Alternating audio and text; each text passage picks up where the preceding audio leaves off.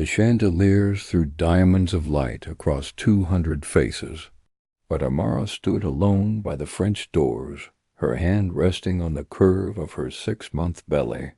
Her discount store dress clung awkwardly to her changing body.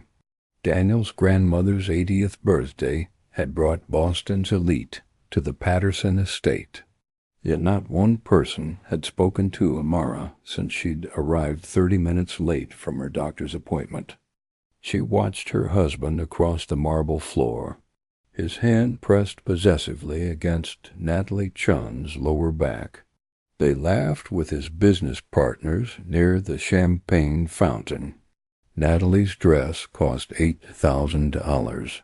Amara knew because she'd found the receipt on Daniel's desk last Tuesday, the same day she'd discovered the downtown apartment lease he'd signed for his mistress, the same day she'd decided that tonight would end her 3-year experiment in living as someone ordinary. Margaret Patterson's voice cut through the celebration like crystal breaking. "You look positively radiant, dear." The birthday woman approached with a smile that never reached her ice-blue eyes.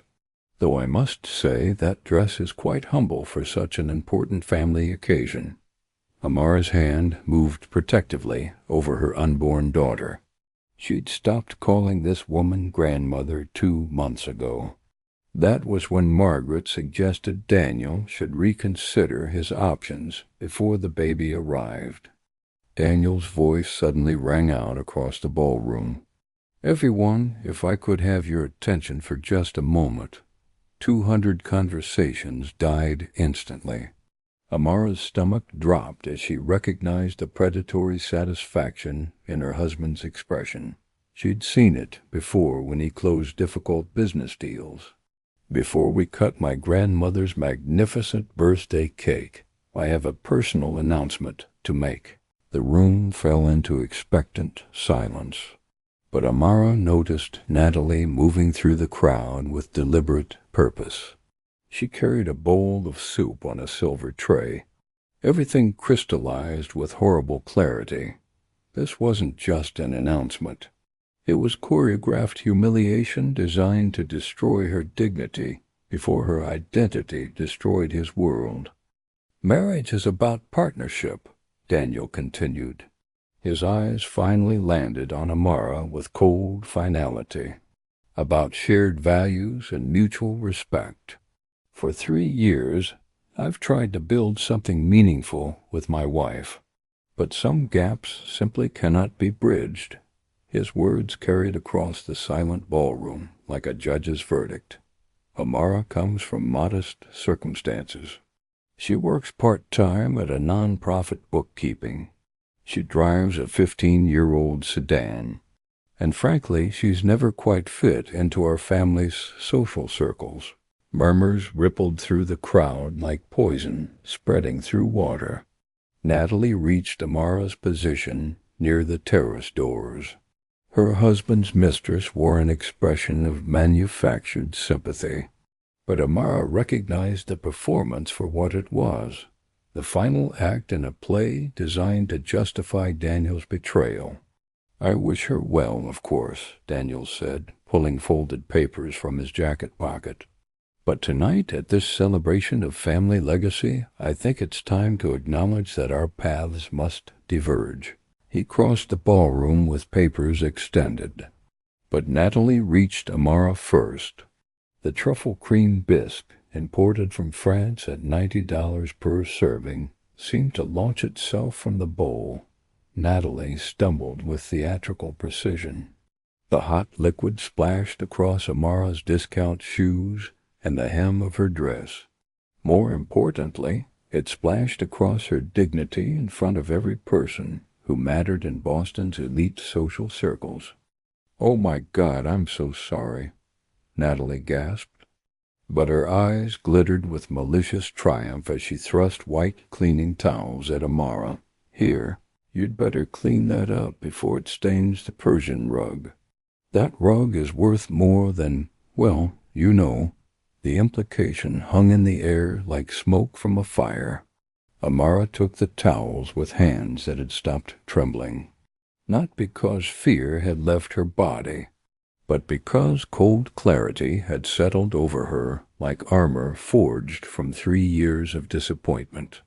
She lowered herself to her knees, carefully protecting her pregnant belly. She began wiping the expensive soup from the Persian rug that had been in the Patterson family for 4 generations, but cost less than the watch her grandfather had given her for her 16th birthday. The laughter started small. A suppressed giggle from Daniel's cousin Rebecca, who'd always treated Amara like household staff. Then his brother Marcus joined in with a snort he tried to hide behind his champagne glass. The dam truly broke when Margaret Patterson's cackle echoed across the ballroom like a victory bell. Finally, Daniel's mother Catherine raised her own glass in a toast that silenced the nervous whispers. A toast to my son, who's finally getting rid of the dead weight he's been carrying for 3 years. Daniel, darling, you deserve someone who can actually contribute to this family's standing. Not some bookkeeper who shops at discount stores and embarrasses us at every social function. The crowd's laughter swelled as phones emerged from pockets and designer clutches. Daniel's cousins recorded videos for their social media followers. His business partners exchanged knowing smirks. His grandmother's friends nodded approval as if they were watching justice being served, rather than cruelty being celebrated. Amara scrubbed the rug methodically as Daniel approached with the divorce papers, but her mind was traveling backward through 3 years of carefully constructed lies. She remembered the day she'd walked into that community college business class as Amara Foster, her real identity buried under layers of falsified documents and shell companies that had cost her legal team millions to construct. She'd been 26 years old, just inherited the Williams empire after her father's sudden heart attack, shipping ports in Singapore and Los Angeles, pharmaceutical companies developing cancer treatments, technology startups disrupting industries from artificial intelligence to renewable energy, real estate holdings across 4 continents that generated more passive income in a month than the Patterson family's struggling investment firm earned in a year. But she'd watched her mother die alone in a mansion surrounded by people who loved the Williams money more than they'd ever loved Sarah Williams herself. And Amara had made a decision that her advisors had called insane. She would find someone who could love her for something beyond the fortune.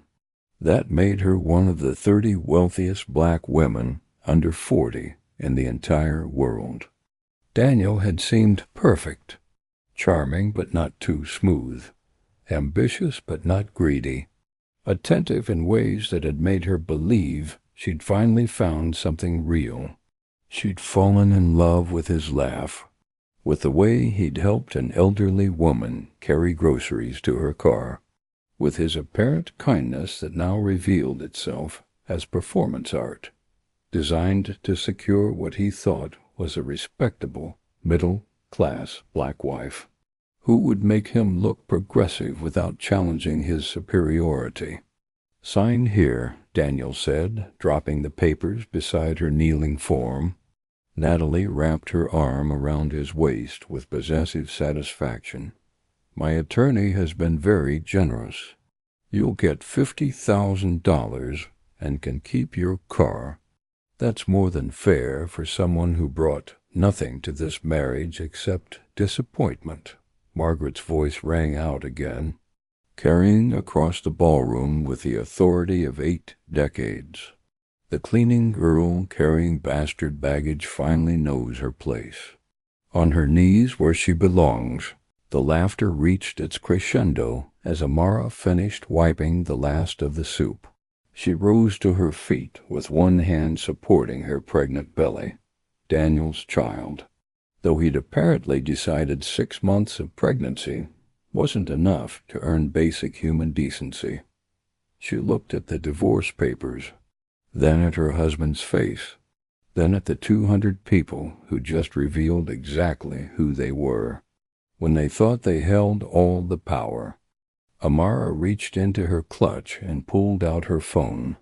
Not the cheap Android she'd carried for 3 years as part of her disguise, but a different phone she'd kept for emergencies. Her fingers moved across the screen with practiced precision as she pulled up a contact simply labeled Marcus. Not her husband's brother Marcus, but Marcus Holloway, her chief legal counsel. The man who'd spent 3 years managing her hidden empire, while she played house with a man who'd just proven he never deserved her trust. She pressed dial and raised the phone to her ear. As the laughter finally began to die down, replaced by confused murmurs as the guests noticed something had shifted in the atmosphere. "Marcus," Amara said, her voice carrying across the silent ballroom with crystalline clarity. "This is Amara Williams. Authorization code Alpha 779. I need you to execute Protocol Midnight immediately. Yes, all of it. The Patterson Investment Group Holdings, the commercial real estate portfolio, and the personal accounts. Every single asset we discussed." She paused, watching Daniel's face transform from smug satisfaction to confused concern. "And Marcus, make sure the press release goes out within the hour. I want everyone to know exactly who I am, and what family just made the biggest mistake of their lives." The phone clicked off. Silence swallowed the ballroom whole. Margaret Patterson's face had gone completely white. But Catherine spoke first, her voice sharp with defensive anger. "What kind of ridiculous game is this, Amara? Really, this is embarrassing even for you." "My name," Amara interrupted, her voice soft but carrying the weight of generations of power, "is Amara Sarah Williams. My grandfather founded Williams Global Shipping in 1952. My father expanded into pharmaceuticals and technology before his death 3 years ago. The empire I inherited is currently valued at $47 billion. Give or take a few $100 million depending on market fluctuations." The silence that followed was absolute, like the moment before a building collapses. "Your family's investment firm, Daniel, has been struggling for the past 18 months. Amara continued, watching her husband's face cycle through disbelief, recognition, and dawning horror. "You've been losing clients to Bergman Financial. You're overextended on commercial real estate that's losing value, and you're approximately 90 days from defaulting on loans you took to maintain appearances. I know this because Williams Capital acquired 63% of your debt 3 weeks ago. I was planning to forgive it as a wedding anniversary gift, but circumstances have changed." Daniel's champagne glass slipped from his fingers and shattered on the marble floor, but no one moved to clean it. "The apartment building where you've set up your mistress? I bought it yesterday. The country club where you bring clients? Williams Holdings acquired it last month. The private school where you've already enrolled our unborn child without consulting me? My family endowed their scholarship program in 1987. Amara's hand moved to her belly again, protective and fierce. "Every piece of the life you thought made you superior to me exists because people like my family built the infrastructure you take for. Granted." She turned to Margaret, who'd collapsed into a nearby chair, with one hand clutched to her chest. "Your birthday gift from your grandson was going to be the announcement that he'd secured a major investor for Patterson Investment Group, a $200 million capital infusion that would have saved your family's legacy. That investor was me, Margaret. I was going to reveal my identity tonight anyway, but as a celebration rather than a divorce, I was going to save your family because I loved your grandson and wanted our child to inherit something beyond my own fortune. Catherine's toast glass dropped from her hand as the reality crashed over her like a tidal wave. But instead you called my child bastard baggage.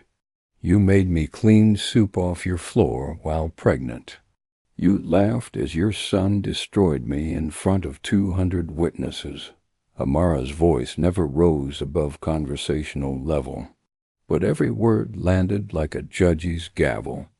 So here's what happens now. Patterson Investment Group's debt becomes due immediately. The commercial properties you're over-leveraged on will be foreclosed within 30 days. And Daniel, she finally looked directly at her husband, who'd gone gray as ash. You just divorced $47 billion while carrying your only child.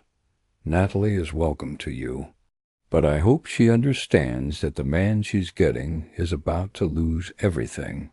His business, his reputation, his family's legacy, and the child he just rejected. Daniel's knees buckled as the full weight of his catastrophic mistake hit him, like a physical blow. He collapsed onto the floor where Amara had been kneeling minutes before.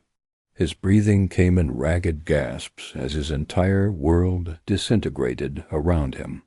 Amara, wait. I thought. Words failed him as regret crushed his chest like a vice, but Amara was already walking toward the terrace doors, leaving the divorce papers unsigned on the floor beside her ex-husband's broken form. 3 months had passed since Margaret Patterson's 80th birthday party became the most talked-about social disaster in Boston's elite circles. But Amara Williams wasn't in Boston anymore. She'd moved to a small coastal town in Maine called Harbor's Rest, where nobody recognized her face, and the grocery store cashiers didn't follow financial news. Her daughter, she'd learned at the ultrasound 2 weeks after the party, was due in 6 weeks. But Amara had decided to spend these final months of pregnancy somewhere she could breathe, without the weight of her empire pressing down on every moment. The cottage she'd rented sat 50 yards from the ocean, but it wasn't one of the massive estates that dotted the more fashionable parts of Maine's coastline. This was a simple 2-bedroom structure with weathered shingles, and a porch that creaked when the wind came off the Atlantic, but it felt more like home than any of the 17 properties she owned across the world. She'd hired exactly one person to help her, a local handyman named Isaiah Reed, who'd been recommended by her real estate agent for basic repairs and maintenance. Isaiah had arrived on her second day in Harbor's Rest to fix a leaking pipe under the kitchen sink, but he'd stayed in her life for reasons that had nothing to do with plumbing. He was 34 years old with hands that showed evidence of real work, calluses earned from carpentry and construction rather than gym equipment and golf clubs. His truck was 15 years old, but immaculately maintained, and he'd shown up to that first appointment with tools that had been used so frequently that the handles were worn smooth. But what had captured Amara's attention wasn't his appearance or his work ethic. It was the way he'd noticed her struggling to lift a box of books, and had simply helped without making her feel weak or incapable. "You shouldn't be lifting heavy things this far along," he'd said, but his tone carried concern rather than judgment. "My sister was pregnant last year, and her doctor was always warning her about overdoing it. Where do you want these?" That moment had been the beginning of something unexpected. 2 years had passed since Amara first arrived in Harbor's Rest, but the cottage that had once been a temporary refuge had transformed into something permanent and precious. Sophia was now 2.5 years old, speaking in full sentences and displaying her mother's sharp intelligence in the way she insisted on sorting her toys by color and size. Isaiah had become a fixture in their lives, not just a presence, but the foundation that held their small family together in ways that felt natural rather than forced. Isaiah had proposed 6 months earlier on the same beach where Sophia saw her first sunset.